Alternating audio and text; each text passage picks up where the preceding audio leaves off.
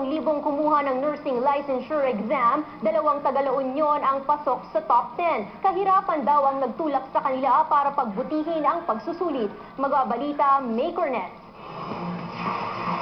Kung ang iba, pumasa lang sa nursing licensure exam ang hangad. Si Dan Nathaniel Ordonio mula Balawan, La Union. Pagiging top-notcher ang target. We need to aim for the sky po. Kasi kapag we aim for the sky, kapag nabigo ka, babagsak ka sa tuktok ng puno. Pero kapag ang inim mo yung tuktok ng puno, kapag nabigo ka, babagsak ka sa lupa. Simula pagkabata, honor student na si Dan. Scholar at nagtapos itong cum laude sa isang universidad sa Baguio. Nagbunga ang kanyang paghihirap. Top 8 siya sa katatapos na pagsusulit.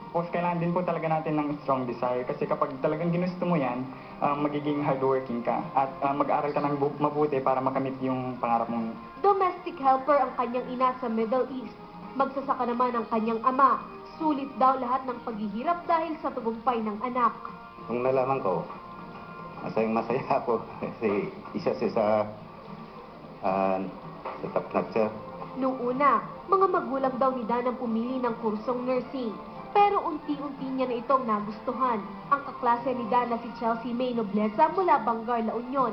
Top 10 sa board exam. If you really have the dream, you have to really pursue it. If it's not easy, but it is worth it in the end. Ilan niya nung graduation, sabi niya, Mama, hindi man ako umabot sa cum laude.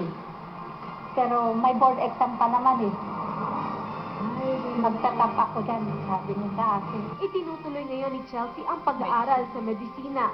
Nagsikap sina Dan at Chelsea na makapasok sa top 10. Sa paniniwalang susi ito para mas madaling makakuha ng trabaho. May Cornet, Patrol ng Pilipino.